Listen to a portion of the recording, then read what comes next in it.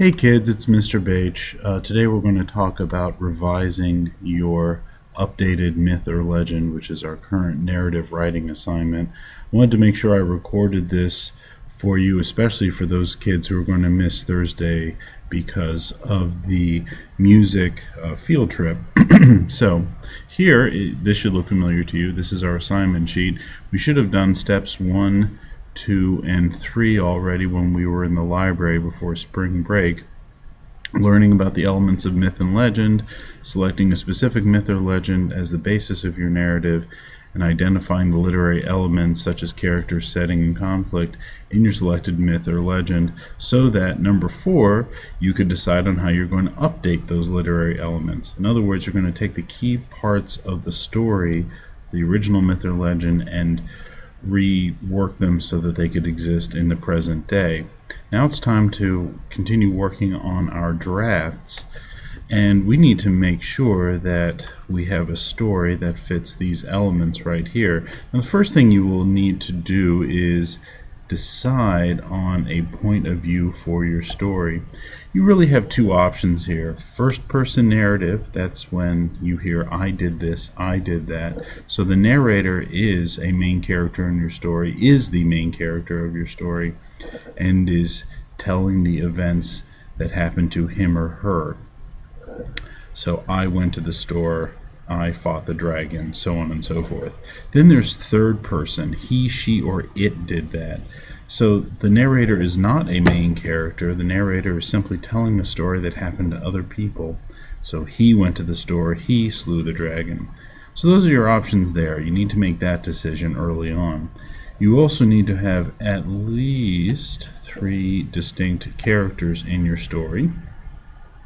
That shouldn't be too hard. You need a main character, you need a bad guy, maybe a friend. And then up here at the top, you need at least 2 separate examples of dialogue. Dialogue is conversation between 2 or more characters, and we will be looking at that shortly. So that's where our focus is going to be this time around. Now, I felt the best way of telling you or showing you what I was talking about here was for you to look at an example. So this is actually a story I have written. Notice we are on Google Docs. This is in manuscript form with one exception. I put it in Times New Roman 14-point font, and I only did that to make sure you all could read it on the screen. So you see the heading up here, name, date, period, and then centered here is our title, Once Upon a Ham. You'll see what I mean by that shortly. So let's just jump right in. I'm going to start reading through this, and I want to make sure you can see the required elements: dialogue, characters, point of view, and you'll see some other important elements which we will get to in a moment. So, Once Upon a Ham. "Dad, I hate ham," Fred Jr. yelled. "It's ham or nothing, Jr., Fred Sr. coughed back at him.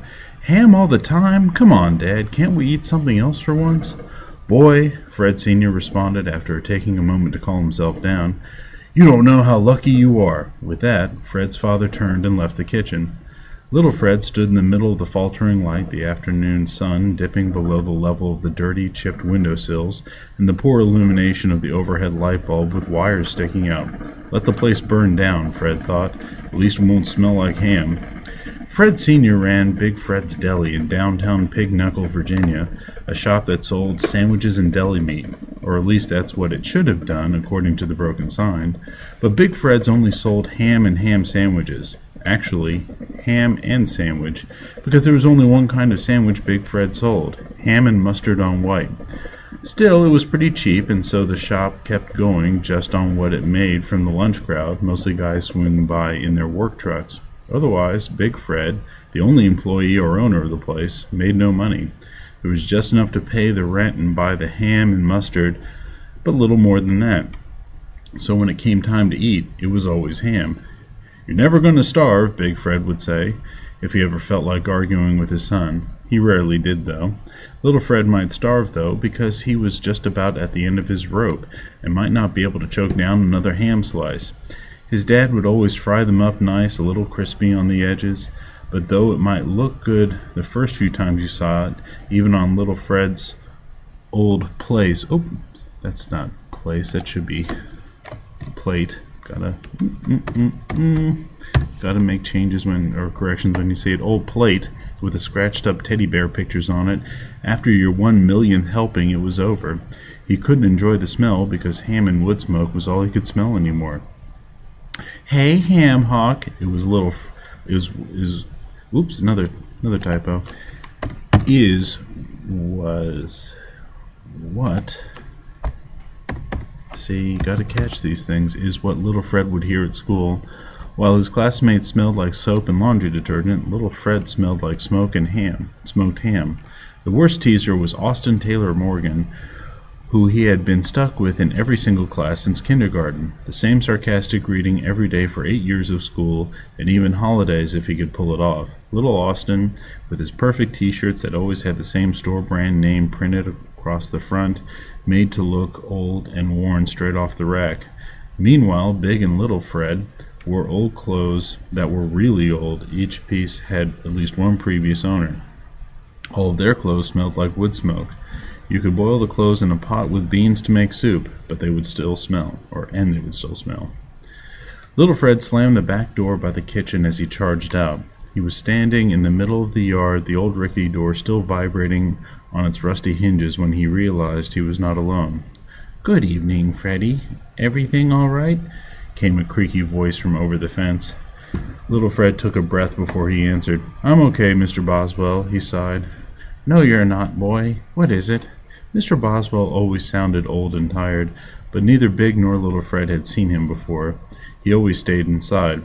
Little Fred had talked with him a couple of times through the fence over the years. Mr. Boswell had a funny accent that Little Fred thought was European, but he could not be sure.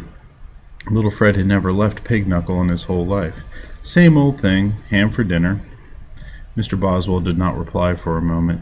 That happened lots of times. He was not a big talker. "What do you really want?" he finally said. Little Fred looked behind him, searching for any signs of his father. Another typo. See, you gotta look over your stuff too. His dad was mad enough at him, but if he heard his secret, he would flip. "Cheese," he whispered. "What?"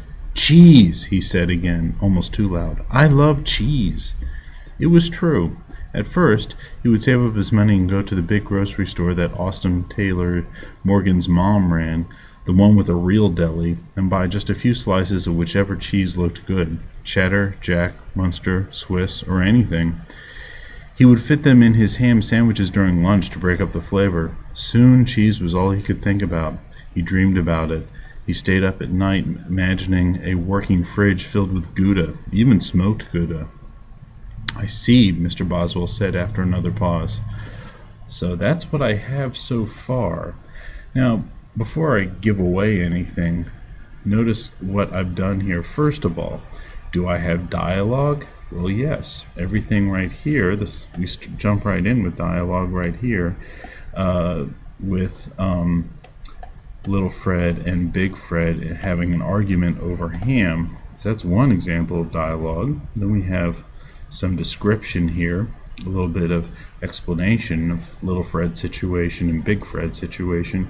Pig-Knuckle, Virginia. By the way, just to be safe, I researched this already. You can go to Tools, go to Research, and Pig-Knuckle, Virginia. There is no such place. However, pork knuckles is apparently quite a favorite dish amongst Germans, so that's worth knowing. And then we also have more dialogue down here when Little Fred is having a conversation with Mr. Boswell. So we have already our two examples of dialogue.